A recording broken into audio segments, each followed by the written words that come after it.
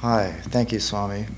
It's been really wonderful being here and getting to be spending some quality time with Swami Yogatmananda. I've very much enjoyed my stay. And he has some wonderful devotees, wonderful support group here, and it's been a pleasure meeting those of you that I've had the pleasure of meeting.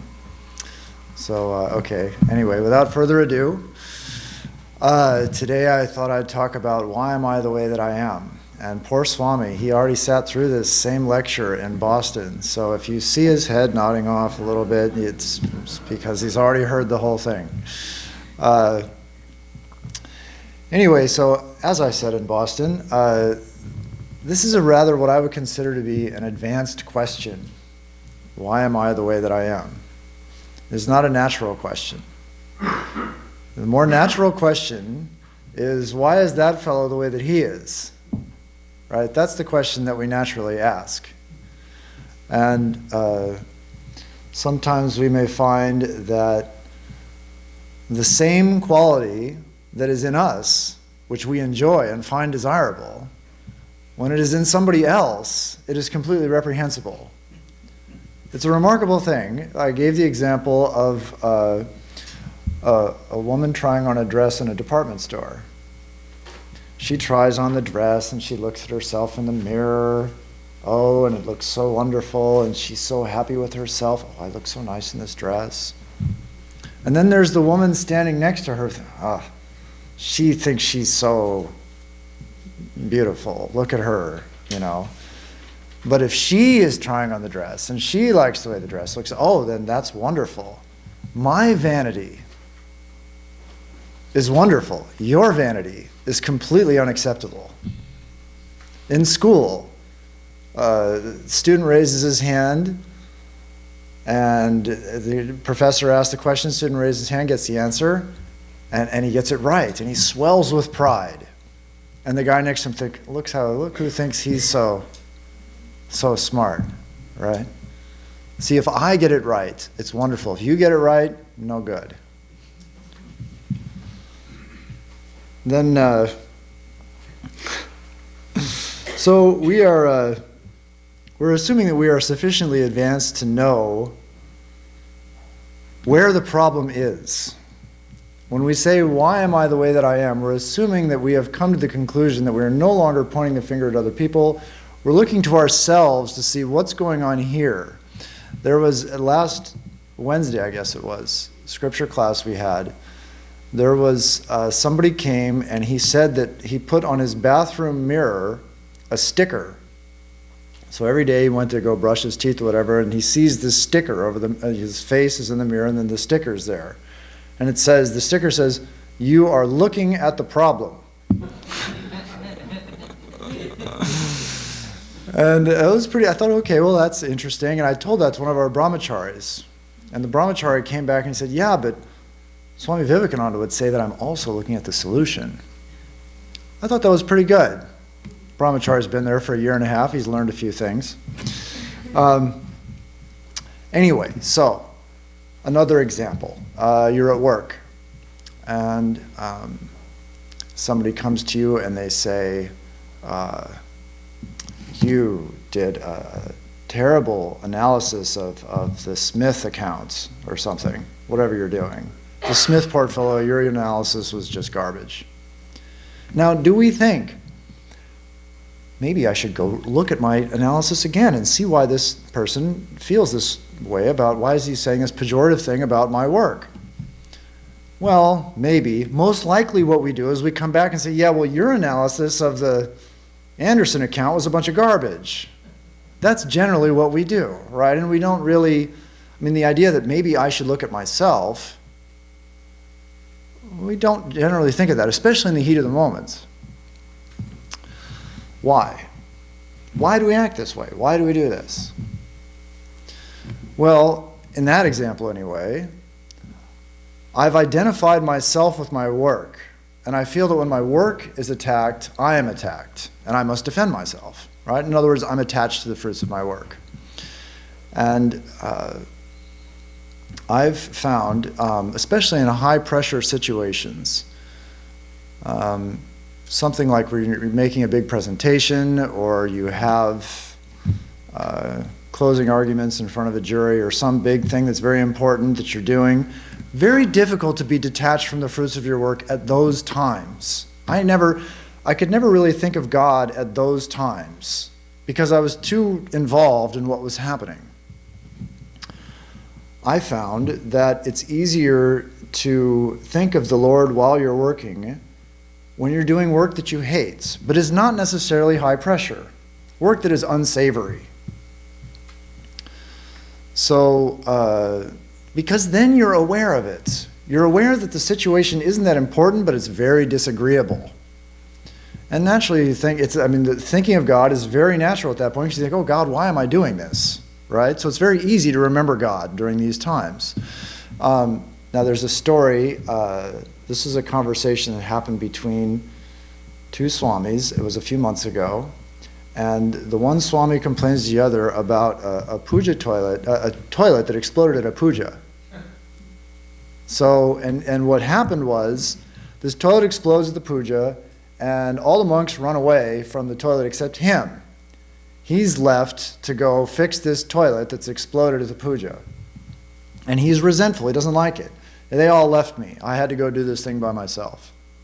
So the other monk asks him, he says, well, why do you feel that you should fix this exploding toilet at the puja when everybody else runs away? And he had a good reason. He said, well, we all live here. We all benefit from the spiritual atmosphere here.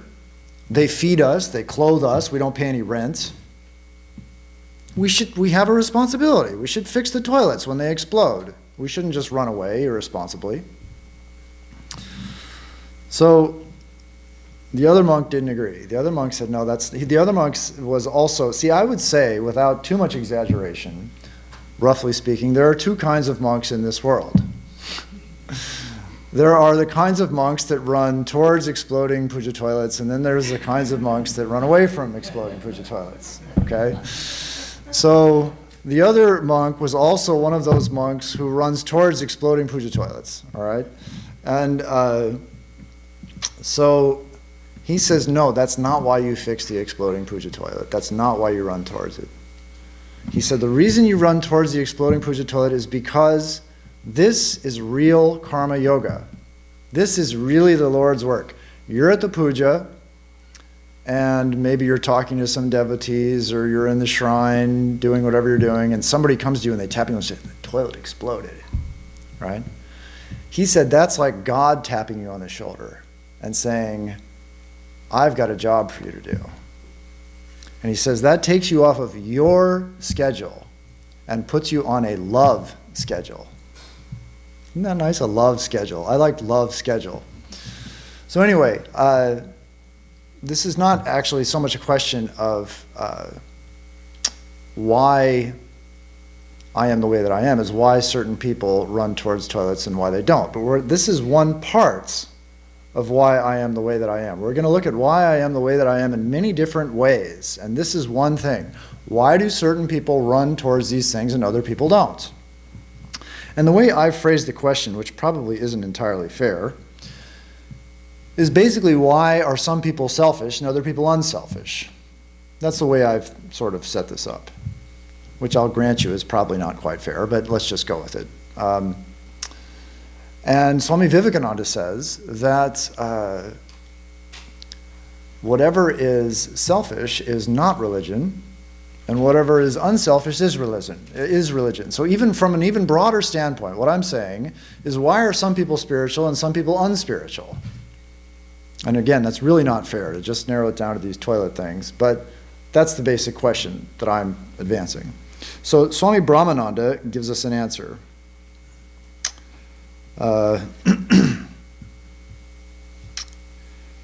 Somewhere. There it is. No, it isn't. He says, man cannot attain any knowledge unless the mother reveals it.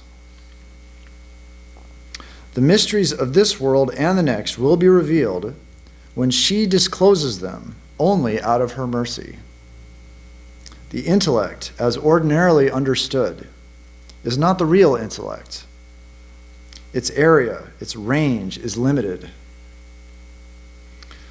Those who want to gain real bliss in this life, those who really desire to solve its intricate problems, such as, who am I? What have I come here for? Why am I suffering from so much misery? That's one we all want to solve, right? Why does one man attain to godhood and another man remain a mere brute? Those who desire answers to these problems have one and only one duty: to strive to realize God by all possible means. Life's perplexing problems will be solved the moment he is realized. So what he's saying here is this question, what I've advanced is this one he says about why does one man attain to godhood and another man remain a mere brute? I've expanded exploding toilets into that one, right? Why is one man spiritual and another man not? So he's basically saying the answer to this is outside the domain of reason. You're not going to figure this out. This requires sadhana, spiritual practice, in order to actually understand why certain people behave this way and not that way. Why some people, after years of studying scripture in a monastery, still don't see the value of running towards the exploding toilet, and other people see it instantly, is something that you're not going to figure out just by thinking. It's a matter of realization. Okay, but now I started this with this idea that doing unsavory work was somehow going to help us with peer reviews and surgeries and whatever other high-pressure job that we have to do, where we can't remember the Lord at those times. That was where I started with this. So how is doing unsavory work going to help us in an unattached way? Well, we're not going to be attached to cleaning toilets, right? How is doing unsavory work going to help us in high-pressure situations? How does that work? Swami Vivekananda explains. He says, "It is the worker who is attached to results that grumbles about the nature of the duty which has fallen to his lot." For example, toilets. Okay? So what is he saying here? If you are grumbling about your job, whatever your job is, you are attached to your results. Grumblers are attached. So what does that mean? Logically speaking, it means that if you can stop grumbling, you will not be attached. Right? Like I said to the college crowd in Boston, A implies B, then logically not B implies not A. Remember that from whatever that was, high school geometry or something? Yes, somebody nods, somebody remembers. Anyway, so the idea is that if you don't grumble during times of unsavory work, this will give you a detachment from your work that bleeds over into other times where you naturally wouldn't be detached from your work, such as high-pressure situations. That's the idea, okay? I've seen this. I don't know the mechanics of it, how it works, but yes, it does seem to bleed over this way. Okay, so it is the worker who is attached to results that grumbles about the nature of the duty which has fallen to his lots. To the unattached worker, all duties are equally good. It's all the Lord's work. All duties are equally good. And he goes on to say, why? Because they form efficient instruments with which selfishness and sensuality may be killed and the freedom of the soul secured. That's why you work, right? But the thing is, we don't remember that when the pressure's on. But when the toilet blows up, it's easier to remember this. For one thing, you're aware. See, when we're happy, we're not aware of anything. We're just happy.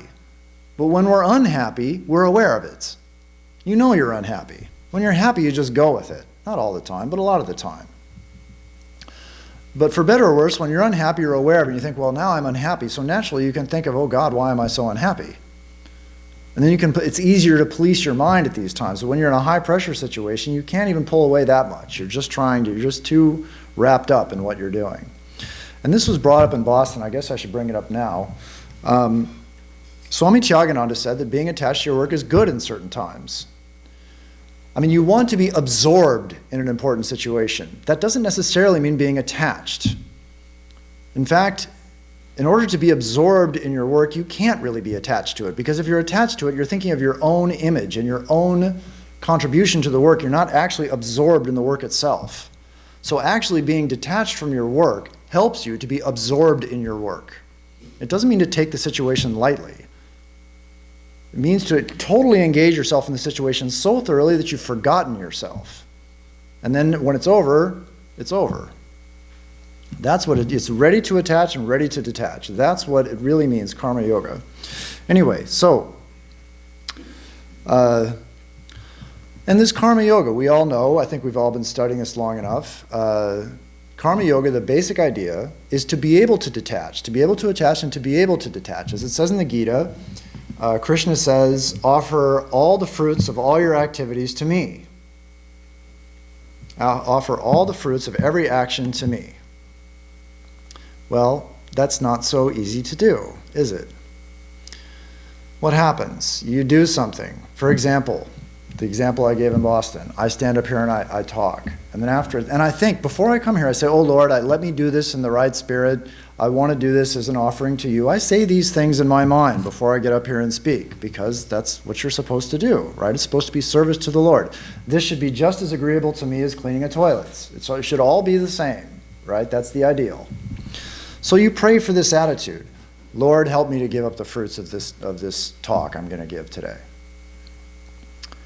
And then what happens after it's over? You think, oh, why didn't I say this?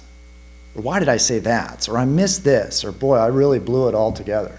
And you think, oh, well, wait, wasn't I supposed to offer the fruits of this to the Lord? And they seem to be coming back. Or if you did really well, wow, I really knocked him dead there in Providence. Right? And you think, oh, wait a minute, I'm not supposed to do that. This is supposed to be the Lord's work that I did, right? But these things, they come back and they haunt you, these thoughts. And so it would be nice if after I was done with this talk, then suddenly a plate of fruit appeared. The fruits of your talk, here they are, right? And then you could take these fruits, put them on the altar, or drive over to God's house, wherever he lives, and ring the doorbell, and here's the fruits, right? Well, of course, it's not that simple. You get these little haunting thoughts, and it's this idea of surrendering the fruits. If you could just take the fruits and throw them down the hill, okay, but you can't. And this brings me to a funny and touching story that was told to me by a devotee in our center in Trabuco. He was going to try and practice karma yoga. Now, I don't know if this happens here, but in Southern California, it's sunny a lot. And so the homeless people are outside all the time because it's pretty warm. So most of the time you drive around a freeway, you'll see on a freeway off-ramp some guy with a sign who wants help. He wants your money. And there's different kinds of signs. There's, will work for food. That's very common. Do they have that here? Do people do that? They do. They have these signs. Okay. It's the first time to Rhode Island, so I don't know. Will work for food is common. Homeless, need help. Disabled veteran. You see these things, right? So this guy's off at the freeway. And, they plant themselves in Los Angeles and Southern California at freeway off-ramps with stoplights. So you get off the freeway and you're at the stoplight, and there's this awkward time that you have with this person standing there with the sign, and you're sitting there in your car. And you can choose to give them money or to just, don't look at them, or, if you feel that way. But they plant themselves here so that you've got a little time to go over this in your mind, whether or not you look them up and down, you read their sign, you decide whether or not you want to give them $1 or whatever. So this devotee finds himself in this situation. He gets off the freeway, and there's one of these people with one of these signs, and the light is red. And what does the sign say? The sign says, being homeless over the last year has been a spiritual experience for me. That's his sign. Being homeless over the last year has been a spiritual experience for me. And the devotee loves this sign. He thinks this is a great sign, and he says, I'm going to give this guy $20. But he is going to practice karma yoga. And one of the things, as Swami Vivekananda teaches with karma yoga, he says, when you give to the poor, kneel down and be honored that you have this opportunity to serve the Lord in this form of a poor man who's come to you. In other words, don't expect any gratitude from this person. You are the one who should have gratitude, not the person you're giving the money to. You should have the gratitude. That's Swami Vivekananda's teaching, right? Because this is the Lord who has come to you in this form, and you are given the opportunity to serve him. And so he's figuring out, if I give him $20, he's going to be very happy, and I don't want to receive this gratitude, see, because I'm going to practice karma yoga, right? So he comes up with this plan. What he's going to do is he folds up the $20 bill in a little tiny thing, and he wraps a $1 bill around it. And then the light, see, his plan is to hand the thing to the guy, and then the light will turn green, and the guy will get the bill, and he'll gun it when the light turns green, and the guy hasn't figured out what happened, and then the guy, after he's gone, will realize that there's actually $21 here, but he won't be there to get any of the gratitude from this exchange.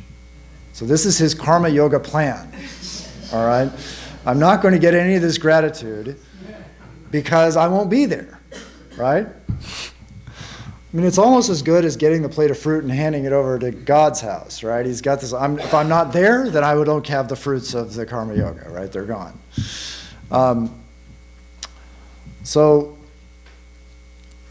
Of course, what happens is funny. He gives the guy the $20, the $1 wrapped in the $20 wrapped in the $1, and the light doesn't change. He sits there at the light, and it's still red, and the guy's undoing this thing, and he realizes that there's a $20 bill in there. And the devotee's just looking like, like green light, green light. And the man, this is beautiful. This is the beautiful part of this story. The man runs back to the car. He runs back to the car and says, "Sir, you made a mistake. You gave me too much money. There's a $20 bill in here." And the devotee was just dissolved. It just dissolved him.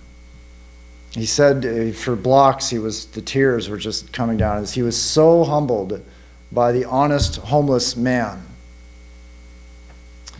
And so the point of this is that, okay, I mean, you couldn't possibly plan this, right? It's not so easy to give up the fruits of your labor. But what did it for him in this situation? Sincerity of purpose. Sincerity of purpose is what gave him this beautiful experience that he had. I mean, maybe you have control of your mind and you are still attached to the things that you do. But if you make a sincere effort, the Lord will come through in some beautiful way that you could have never predicted, right? And that's what happened to this guy. So anyway, Swami Vivekananda is giving us a method here to renounce the fruits of our labor. And that is, don't grumble. That's his solution. Don't grumble. He says, to the grumbler, all duties are distasteful. Nothing will ever satisfy him, and his whole life is doomed to prove a failure. So he says, let us work on doing as we go, whatever happens to be our duty, and being ever ready to put our shoulders to the wheel, then surely we shall see the lights. So the point is, right, to the grumbler, all duties are distasteful, nothing will ever satisfy him. So you're cleaning the puja toilets. And if you get promoted to dishwashing, you're just going to grumble about that. It's not the toilet cleaning that's the problem. It's grumbling that's the problem, right? That's the problem. And so the idea is that if we stop grumbling there, then that will help us to be detached in all our actions. And I want to tell another story, but I'm going to wait because I don't know if I'm going to have enough time, so I'm not going to do that. Okay, so I've asked why certain people run towards exploding puja toilets and why other people don't. And Swami Brahmananda said, you can't really answer this question unless you've had samadhi, basically. And then I don't know if you can even explain it to somebody else. You may find an answer that satisfies you through your inner transformation, but you may not be able to intellectualize it for somebody. But really, that's not the question we started off with. That's really why are some people the way that they are and other people are a different way. Why am I the way that I am? Maybe I can answer that one. Well, if we go back to the work example and we think about the person who attacks my work, and I just come back at them without thinking, without any real choice in the matter. I just come back, which is what most people do. Then what do we have? We have an external situation, hostile coworker, accusing me of something. And then we have a response to this situation that I really don't have much choice in. I come back and attack, right? So when we have the uncontrolled mind, this is the point. When we're identified with our mind, I think of myself as a mind. Okay, before I thought of myself as a tendency. I tend to run towards puja toilets or I tend to run away from them. Now I'm thinking of myself as the mind. If I think of myself as the mind, then when the mind is not controlled, it is completely dependent upon external circumstances. If people are happy with me, I'm happy. If people are unhappy with me, I'm unhappy. And all the other things, however many finite states the mind can have, happiness, unhappiness, jealousy, anger, whatever else is there, all these moods we have in the mind are completely determined by external circumstances. So in other words, we're slaves. We're slaves to an uncontrolled mind. If we identify with the mind, we are essentially automatons. This idea of the mind being kind of a finite state machine, so many different moods it has, and they are dependent on external circumstances. So if we look upon the mind as ourselves, as most of us do most of the time, sometimes we think of ourselves as a body or other things, and I'll get to that, but for now we're the mind, and the mind is uncontrolled. Then basically the mind is a kind of finite state machine that we have no control over. Very little anyway. I mean, the external world determines it. I'm sick, I'm unhappy. There's a traffic jam on the way to work, I'm frustrated, right? So my mood, my state of mind, myself, if I think of myself as the mind, is completely dependent on externals. So we're basically slaves. We're slaves to the moods of the mind. If we think of ourselves as a mind and our mind is not under our control, then we are slaves to the moods of the mind. But let's not stop there. There are various other kinds of I that cannot be addressed by this sort of stimulus-response approach. Why am I a man or a woman? Why am I so tall or so short? Or even those are just physical traits. How about why do I have the abilities that I have? Why do I stutter and another man is eloquent? Why am I a lousy athlete and another man can slam dunk a basketball? Right? What about that? Well, Swami Vivekananda gives us an answer, and he says the answer is in duty. Duty. He says, you should cultivate a noble nature by doing your duty. By doing our duty, we get rid of the idea of duty. And then only, we feel everything is being done by God. We are but machines in his hand. This body is opaque. God is the lamp. Whatever is going out of the body is God's. You do not feel that. You feel I. This I is delusion. You must learn calm submission to the will of God, and duty is the best school for it. So what's the connection? What's the connection between duty and all those qualities that I just listed? Well, if I am a 5'10" white guy, like I am not going to ever make it on the Los Angeles Lakers. My duty is never going to be power forward for the Lakers. I can't do it, right? It prescribes a certain limitation on me. If I stutter, I'm probably never going to run for political office. I'm never going to be a rap star. There are certain things that are excluded by me, excluded from my life by my physical qualities, nature's gifts. So in other words, I'm limited to a certain range of duties. And what Swami Vivekananda is saying, that your duty, by doing your duty, you will cultivate a noble nature.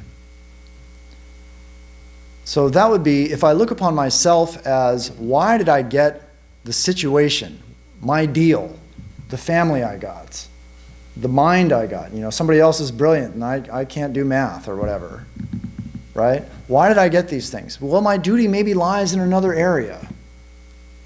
Maybe that's how I am going to cultivate a noble nature, is by performing the duties that are natural to me. So Swami Vivekananda goes on and he says, duty is the best school for it being cultivating a noble nature. This duty is morality. Drill yourself to be thoroughly submissive, get rid of the I. That is the noble nature that you are cultivating by doing your duty, as you are learning unselfishness. By doing your duty and by doing it without grumbling, you are cultivating a noble nature, unselfishness, getting rid of the I. Here's the problem with it. That is that generally, when we wonder about why do I stutter, it means we wish we could have been a great orator, right? In other words, why did I get this? Why did I get the duties? Why did I get the gifts from nature that I got? Means, why did I get the duties I got? Which also generally means, why didn't I get the duties that he got? I like his duties better. He's got a better deal than I do. How come I didn't get what he got, right? So Swami Vivekananda talks about that. He says, let us do the duty which is ours by birth, and when we have done that, let us do the duty which is ours by position in life and society. There is, however, one great danger in human nature. That is, man never examines himself. He thinks he is quite as fit to be on the throne as the king. See, that's it, right? See, I may not complain that I'm not on the Lakers, but I hear many times, many people feel that they're just as qualified to be in the White House as Barack Obama is. And if not Barack Obama, certainly Donald Trump. I don't think there's anybody that I've met that thinks Donald Trump is more qualified than he is to be president. So he says, even if he is, even if you are, even if you're right, and you really are more qualified to be in the White House than whoever's in there, he says, first, show it by doing the duties given to you by birth and position in life and society, and then higher duties will come to you. Then he says, when we begin to work earnestly in the world, nature gives us blows right and left, and soon enables us to find our true position. No man can long occupy satisfactorily a position for which he is not fit. So, for example, the gift of oratory was given to both Abraham Lincoln and Adolf Hitler. Obviously, they both were not as fit to receive it. No man can occupy satisfactorily a position for which he is not fit. We are all apt to think too highly of ourselves. Right? Exploding puja toilets are beneath my dignity. I shouldn't have to clean those things. Our duties are determined. Now, this is a surprise. He says, our duties are determined by our desires to a much larger extent than we are willing to grant. Our duties are determined by our desires. Now, how does that make sense? I don't want to clean a puja toilet. How is my duty determined by my desire? He says our duties are determined by our desires to a much greater extent than we're willing to grant. Well, what do we really want? What do we really want? What Vedanta teaches is what we really want, what everybody really wants, is God. What we really want to do is manifest the higher self. Find the truth and bring it into our life. Know the truth and the truth shall set you free. That's what we all really want. So now the question is, why does one person manifest the divinity of the soul through cleaning a toilet and another one through dunking a basketball? I don't know. This is the mysterious laws of transmigration of the soul that are far above my knowledge scope. But this is the teaching. This is why you got the duties you got. And many of nature's gifts, as we see, determine the duties that we have. Okay. So nature gives me these gifts to determine these duties that I have, so that I may manifest my higher nature. What about my preferences? See, that's not the end of the I. That's just one kind of I. There's another I. I like this. I don't like that. One guy likes stamp collecting, and another guy likes butterfly collecting, or pulling weeds, or whatever. Why is that? And we see it. I gave the example of a monk I know whose little brother became the chef of the head chef of the Dutch consulate. And he said when they were kids, all the other kids would go out and play football in the street like kids do. And his little brother, instead of playing football, all the other kids would go out and play football. He had a little toy oven. And he had toy food. And the other kids are out playing football, and he gets out his toy oven and starts putting toy food in the toy oven. I mean, why did he do that? Why do we have these preferences? Sometimes people are born with to me that seems very odd. I never had anybody in our neighborhood that brought out a little oven and started putting pretend food in it. And this guy obviously became an extremely accomplished chef. So why do we have these preferences? Well, Sri Ramakrishna says that these are due to inborn tendencies or samskaras. Sri Ramakrishna says it is due to samskaras or inborn tendencies. Repeated births in this world of Maya make one believe that Maya is real. And he says, let me tell you how powerful inborn tendencies are. A prince in a previous birth had been the son of a washerman.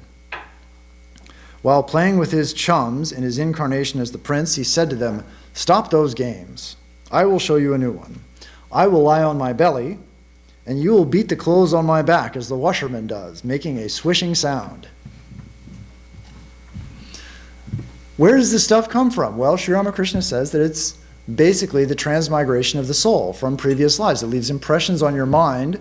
Somehow or other, the monk's little brother from his previous birth got the chef impression. And it was so strong that everybody else played football, and he put toy food in a toy oven. So, okay, well, that sounds harmless enough, but what about stuff that we don't want to want? There are things that we want that we don't want to want. I knew there was a graduate student I worked with in the lab who was a furious atheist, absolutely just a tyrant of an atheist. If you talked to him about God, you were going to be in a fight. And after getting to work with him for a while, I learned that he was gay, and he didn't want to be gay. His father was a drill sergeant in the Marine Corps, and there was no room for a gay son in the family. And so it wasn't so much, he said he didn't believe in God, and he gave all these reasons. He's a bright man and very scientifically educated and had all the materialistic reasons why there could not possibly be a God, and he would be happy to argue these things with you. But the real thing, the real situation, was that he hated God for making him gay. That was really it. That's what really came out, is that he was angry at God, and since God had made him gay, there couldn't be a God, and he was out to disprove God's existence. So what happened? Eventually what happened was he decided to just go home and tell his father that he was gay, and he got married to some guy. And eventually he actually, after that, became an ordained minister. So he had that whatever he went through there allowed him to let God in his life. And as it says in that poem, The Hound of Heaven, there's no escape from this. You cannot run from this forever. No atheist is going to, there are no atheists in foxholes, as they say, and eventually at some point in your life, every atheist, in some life somewhere, every atheist is going to cave. Okay, so what's the upshot of all this? Well, there's so many different I's. There's I thinking of myself as a set of tendencies. I either run towards unagreeable work or I run away from unagreeable work. There's when I think of myself as a body with a certain set of gifts. Well, then I have duties. And these duties determine how the soul grows from one stage to the next. Or I can think of myself as a bunch of preferences. I can think of myself as all these things. I cannot ask, why am I the way that I am, without projecting on the I some quality. I have to say, well, am I a body? Well, am I a mind? Well, am I a collection of tendencies? What am I? I have to limit the I first, before I can even try and address this question of why am I the way that I am. And as Swami kind of hinted in the beginning, this class came about because when I was giving a scripture class in Trabuco, and we had, I try to be very practical in the classes. I try to give stuff that's useful in everyday life, and because that's what I wanted. When I was sitting in the audience there, I wanted something that was going to change, that I could use in my life to be happier and more effective in the world and in my spiritual practice, both. So I just assumed everybody else wanted that, something practical that they could use. So this guy, after I've been doing this for, I don't know, it was about a year, this guy raises his hand and says, Swami, do you think we could talk about something less practical? I was stunned, really. I mean, I just did not ever think I would see the day when someone would actually say, I want something less practical. But he did, and so I came up with a bunch, and then after that at first I tried to figure out, what does that mean, being less practical? But we went through that a little bit. But then I went through a series of what I called impossible questions. It started off with why Maya, and this was one of them. Why am I the way that I am? I determined was an impossible, impractical question. But then even when you try and do something impractical, you think of some impractical question, you find that there's some practicality inside of it. I mean, this thing about karma yoga and how to be detached from the fruits of your labor is very practical, even if this question is impossible. Also, the answer to the question that I came up with, I thought was very nice. And that is, in thinking about why am I the way that I am, this need to project the I thought onto something, a body, a mind, a habit, is obviously insufficient. It's like I'm looking through different windows or mirrors. I'm trying to look at myself. So I'm looking at a mirror over here, the body mirror. And I look at a mirror over here, the mind mirror.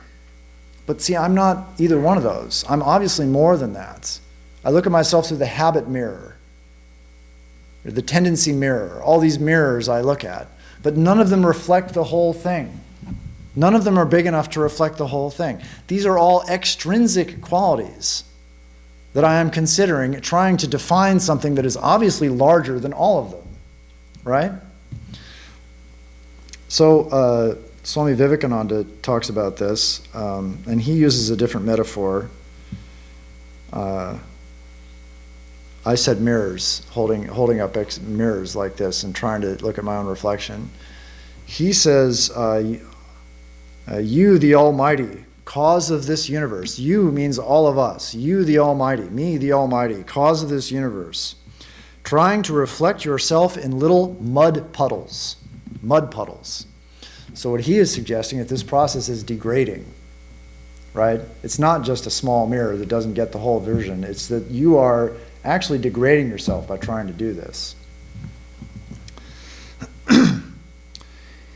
He says, but after making the attempt for a time, you find out that it was all in vain, and you beat a retreat to the place from whence you came. Now, how do we beat a retreat to the place from whence we came? Where we start with Vedanta is character. We want to change who we are, and Vedanta says the way to start that is through character. Change your character. From there, you build on top of the edifice of character a structure of spirituality. That's what Vedanta teaches. And I think I have time to tell this story, so I'm going to do it. Because it was a beautiful thing. I'm selling Vedanta here, because this guy I knew for 20 years, and I watched his character change. He died in 2010, I think, or 2011. But he actually drastically changed over the last period of his life, the last 20 years. You know, they say that you can only do this when you're young, or it's easier when you're young, but this guy wasn't young. And I saw him do this, because I knew him my whole life. I moved into the monastery in Hollywood when I was about 24, and he was there. And he was a sharp-tongued fella. You did not want to cross this guy. He was critical, and he had a sharp tongue. And he was bright, and he could come back at you with some painful observations. And as the years went by, I noticed that he seemed to be getting gentler and gentler. And this seemed to be happening less and less. And it got to be actually kind of annoying at times, because you'd want to complain to him about something. You'd want to complain about somebody or something, and he wouldn't do it. He wouldn't join in with you. He would find the good in it. And you'd feel kind of, oh, okay, well, but I want to complain about it, and you're not doing that with me. But at the same time, I think, gosh, he doesn't do this like he used to. He's not doing this anymore. He's doing something else. He's acting a different way. He's always standing up for everything, it seemed to me. And I actually called him on it. I said, hey, you used to be this way, and now you're like this. What's going on? And this was after a slow evolution of 15 years or something, maybe more. And he said, I decided at one point in my monastic career, I decided never to complain about anything, ever. Never complain about anything ever. So we're back to this grumbling thing that Swami Vivekananda said at the beginning. He made a resolve, and he worked on this for years, never to complain about anything. And towards the very end of his life, I gave him a horrible test on this subject, completely unintentionally. It was just one of the dumbest things I think I've ever said to anybody. But he was dying in a convalescent home. Yeah, actually he died in the monastery, but at one point he was in this convalescent home. And so I went to go visit him there. And he's just a miserable sack of bones in this home. And he was a broken man, he was just completely broken down. And I just didn't think. And I asked him this dumb question. I said, how are you doing? And as soon as the words came out, I thought, oh.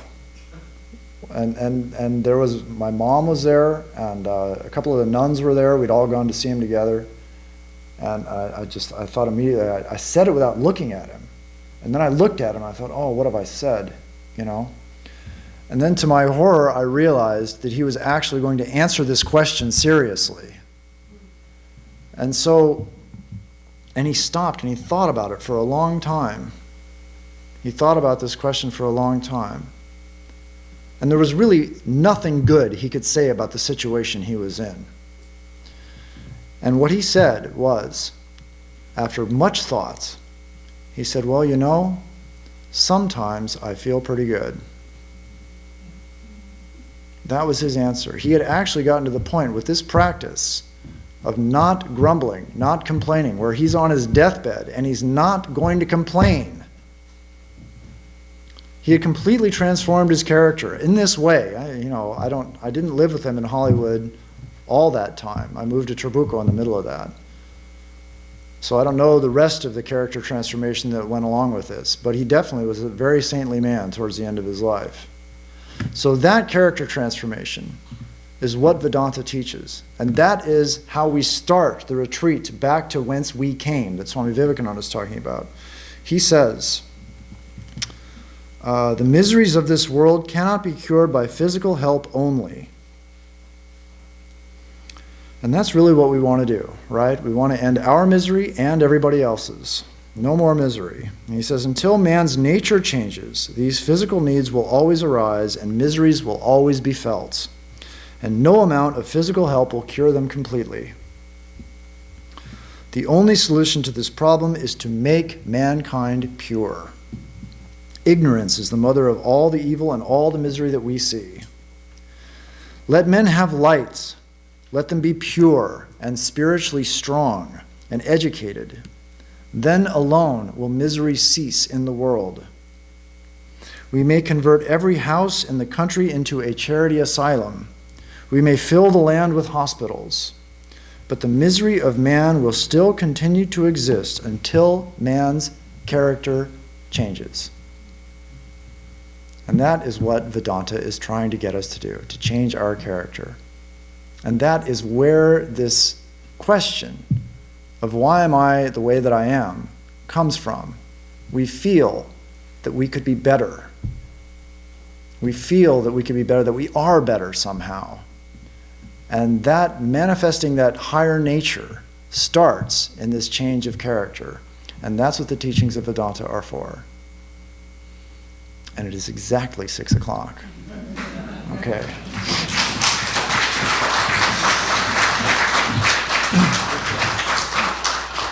You can ask a quick couple of questions. No one? One, huh? Okay. I was once with a Swami almost 50 years ago. He said, someday the world's going to be a heaven. And I'll tell you the truth, I've been waiting about 40 years. What do you think? Well, we talked about this yesterday. I think there's my world and there's your world. That's what I think. I don't think there is a world. True. So his world may be a been a heaven. Your world may someday be a heaven. My world may someday be a heaven. Is there a world? See, I don't want to give yesterday's lecture again because these guys, 70% of the room already heard this. But the basic idea is that, you wake up every day and you do your things and you read your newspaper and you reinvent your world. And I do what I do and I have my world. But is there a world? I mean, how much world can we agree on? Really? I mean, we can agree on certain broad things. But really, there's the world that I see through the windows of my senses, and there's the world that you see through the windows of your senses, and they are not the same. And through purification of the mind, what Swami Vivekananda talks about, and what all religions say really, right? Christianity says, blessed are the pure in heart, for they shall see God. Purify your heart, purify your mind, then see what kind of world you live in. So yeah, in that sense, I think there will be a heaven on the earth, and everybody will achieve it. Just a question of when. Yeah. Yeah. Sounds like the gentleman you were talking about gained acceptance. How does one gain acceptance when so much social injustice? Yeah, see, we're back at the world again. Yeah, well, what he did, his change of character, all I know is what I got from him when I asked that question. You know, I confronted him on it. You're better now, I said, and what's the deal? And that's what he said. He resolved, and he struggled with that resolution for years. Maybe the answer to your question is practice, because he struggled with that resolution for a long time. This wasn't some overnight thing that I saw happen, but I did see this wonderful development, and I talked about it at the memorial with other people that also agreed. We all saw this transformation in this man. 20 years ago, he was this, and now he died, and he was something completely different. It really can happen. What he did is he made this resolve never to complain. I mean, imagine what that really entails. I mean, to really never complain. You're going to have to think about God a lot to never complain. You're going to have to, as Swami Paramananda said, he was grateful for every experience the Divine Mother gave him. And she gave him some real experiences. Fire, flood, treachery, calumny. I was talking about this book yesterday. You weren't here, but there's this wonderful book about him. But the life he led in this country, trying to do pioneering work in Vedanta, was treacherous, tormenting. And people occasionally say, gosh, you're really having a rough go of it here. And he said, no, I am grateful for every experience the Divine Mother gives me. That is, actually, that's a step beyond not complaining. That's being grateful for everything. That's even higher, right? But anyway, this is a practice. Disagreeable experiences come one after the other, and each one is an opportunity to express gratitude where you don't feel it. Yeah.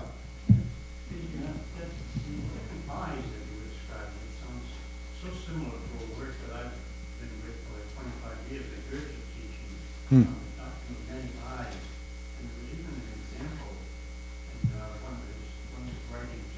There was a doctor that worked with him, and he became one of his chief students. But he assigned this doctor to dig up a pigsty, just keep digging all day in this pigsty. And he'd walk by and see this doctor digging all the time. And after a while, the doctor got to the point where he didn't find it offensive anymore. He really got into it. He really let go of it all and really kind of enjoyed this digging. And the spirit just walked by him one time and he said, I think you're digging up. We go and have coffee together. And we said, say that idea of liking, getting to the point where you didn't find this offensive anymore, these things that you thought were horrible things to do. Yeah, that's funny. I told this story yesterday too, but I'll just do it very briefly. There was one point as a monk, you do a lot of dishes, and there was one point where I really got sick of doing dishes, and then I wasn't sick of doing dishes anymore. And I thought, at that time, well, is that what I came here for? To be a content dishwasher? Right? I don't really want to be content with dishwashing. Right? And I was I almost, at the time, I thought, well, I wish I didn't like this, so that I would remember that I'm not here to do this. I didn't join this monastery to wash dishes, right? And at least, like I said today, if you don't like what you're doing, you're at least aware of it. But if you get so used to carrying night soil or whatever on your head, well, I'm not sure that's really transcending the problem, right? One of the nice things about disagreeable duty is that it makes you think about why you're doing it. Why are we doing the things that we're doing? That's this awareness that we want to keep all the time. You don't want to just become an unconscious dishwasher or night soil carrier or whatever. I don't know the state of that man's mind, but at least I've policed myself at these times because I don't really want to be a content toilet scrubber or dishwasher. I'd rather not like it so that I'm aware of a higher purpose. It'd be nice if I could just be aware of a higher purpose all the time anyway, but sometimes you float off into la-la land and it doesn't happen. Yeah. You phrased just a few questions back. You were grateful that for every experience that Divine Mother gave you? No, not me. Sheesh, I wish. No, I'm telling you, that'd be wonderful. Bless me that someday I could be that. But Gratitude last week. yeah, that's about my speed. Once a week, gratitude. Yeah. No, I'm not saying I was grateful for feeling grateful. Okay, yeah, right. No, gratitude is wonderful. And that's what they teach in these recovery groups, that gratitude is better than heroin. You quit heroin and you go for gratitude instead because it's a much better experience. Oh, okay. But I thought you mentioned something about Divine Mother. Yeah, gratitude. This is Swami Paramananda. See, I did it in a cursory fashion because so many of these people were here yesterday. But Swami Paramananda was this great soul in this country. I guess I'm done. You are not done, but... Almost done. Almost done. Your lecture is done, I wish. Okay. He was this great soul in this country, and he was grateful for every experience the Divine Mother gave him. He was, yeah. No, I'm working on it. Okay.